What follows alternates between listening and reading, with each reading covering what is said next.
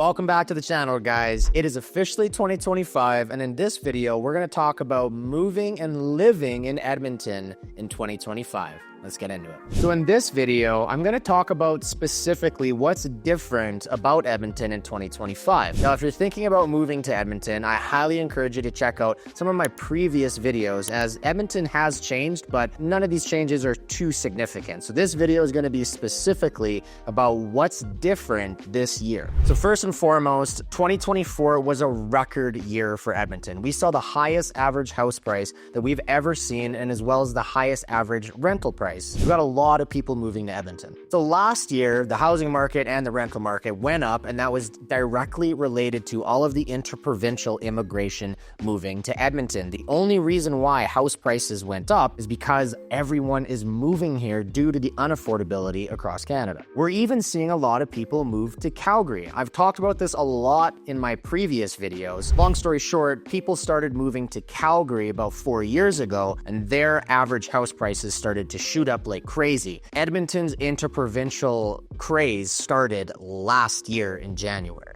People have a lot of questions about what's going to happen in 2025. Are people going to continue to move to Edmonton? To be honest, it's a little early in the year to be able to tell, but I will tell you this. January of 2024, I was receiving about 2 to 4 phone calls a day from people outside of Edmonton that I've never talked to, and we're still getting those calls right now. So I think that 2025 is going to continue to have a lot of interprovincial immigrants move here, and I think we're going to have a trend similar to what Calgary has seen for the past 4 years. Keep in mind, Edmonton is at the very beginning and we're much different cities, but there's no doubt that people are moving to Edmonton. Now, I want to talk about one of the downsides because of everyone moving here. Our homeless population has significantly increased. Last year, the Edmonton Police Service took down about 9,000 homeless encampments, and you can definitely tell that homelessness is becoming a major issue in Edmonton. Now, don't get me wrong, I know that other major cities in Canada have this issue, especially cities like Vancouver and Toronto, and now Calgary's having this problem. But as the city of Edmonton continues to grow, I see this becoming an issue faster in these other cities. Our crime rate has also increased, and especially our violent crime has increased. Now, this is Canadian-wide, but I can tell you that there's places in Edmonton that I used to consider very safe, that was close to downtown, and I find that the homelessness and the crime is starting to spread a little bit farther outside of some similar regions that we saw the crime rate before. So crime and homelessness is getting to a point that you can notice it in Edmonton, and I think it's going to get worse as people move here. But since Edmonton is expanding so much, this also brings a lot of good qualities to Edmonton as far as development and expansion goes. We're getting in so much new amenities, like lots of golf simulators, lots of new grocery stores, gas stations, restaurants, all types of things that are bringing a lot of value towards the newcomers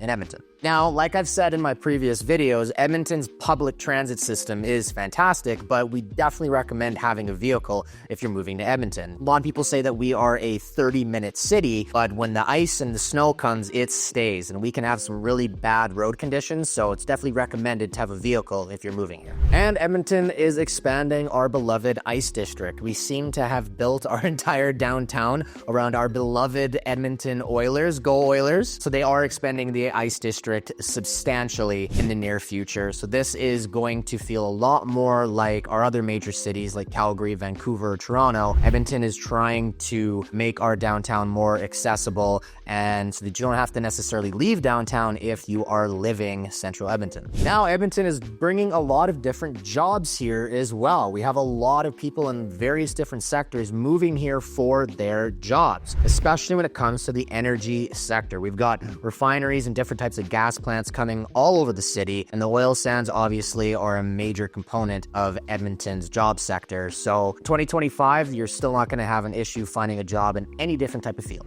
Now, there is a major issue going on because of everybody moving here, and that's healthcare and finding a doctor. Lots of people cannot find a family doctor or pediatrician. Some people are on a wait list for 1 to 2 years, and don't even get me started. If you have to go to the emergency room, if it's not a life-threatening case, it might be sitting there there for 4, 5, 6, 7, 8, 9, 10, 11 hours. I have no idea. You can be sitting there for a very long time, so you definitely, like the rest of Canada, have an issue with our healthcare. I will say though, lifestyle, as far as fun goes in Edmonton, is getting better and better as our city grows. The festivals in Edmonton are getting bigger and better. We're having more famous artists and shows come to Edmonton because of Rogers Place and because of the size of the Ice District, and the bars, local restaurants are thriving because of how many people are moving here. So the lifestyle, I find, is definitely getting better in and around the city. Now, I do believe we are going to see a market increase when it comes to housing. Our interest rates are coming down, people are moving all across Canada, and if it's anything like last year, we saw anywhere between a 10 and 20% increase depending on the area that you live in. So I think it's going to be a very competitive market when it comes to buying if you're moving to Edmonton, but we're a little too soon to tell. So stay tuned, stay updated on our channel to see what's going on in the housing market. But if you are moving here, be prepared to face bidding wars. Now, most of the clients that we've had move to Edmonton from across Canada, and most of the people that I know, seem to love the city. It's still very affordable compared to the rest of the country. You just need to stay busy during the winter months. As I've said so many times, we are a very cold city and our winters last very long time. You need to stay busy during the winter months because seasonal depression is a real thing, but lots of people seem to love moving to Edmonton. So as always, feel free to reach out to me. I'd be happy to have a conversation with you if you're thinking of moving to Edmonton, and I can answer any questions you have. We'll catch you at the next video.